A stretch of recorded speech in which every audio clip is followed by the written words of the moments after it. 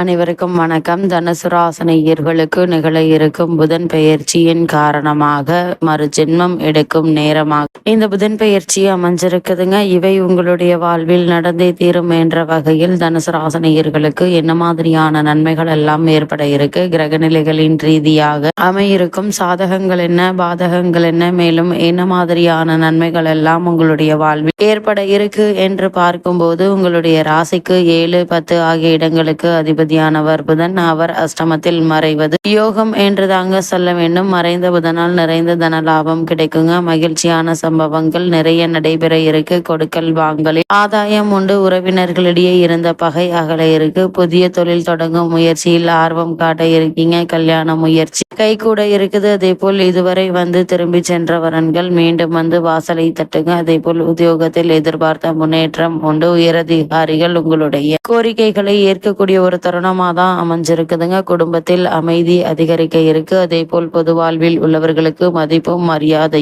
உயர இருக்குதுங்க. தொழில் மற்றும் வியாபாரம் செய்பவர்களுக்கு மந்த நிலை மாற இருக்கு. உத்தியோகத்தில் உள்ளவர்களுக்கு உயர் அதிகாரிகள் அனுகூலமாக நடந்து கொள்வாங்க. கலைத்துறையில் உள்ளவர்களுக்கு நட்பால் நன்மை கிடைக்க இருக்கு. எதிர்பாராத முன்னேற்றங்களை இப்போது நீங்கள் தாராளமாக எதிர்பார்க்கலாங்க. தனுசு ராசினியர்களுக்கு கிரகநிலைகளின் ரீதியாக கூறப்படும் பரிகாரம் என்ன என்று பார்க்கும்போது, பெருமாள் கோவிலுக்கு சென்று வழிபடுங்க. எண்ணற்ற நன்மைகள் ஏற்படும்.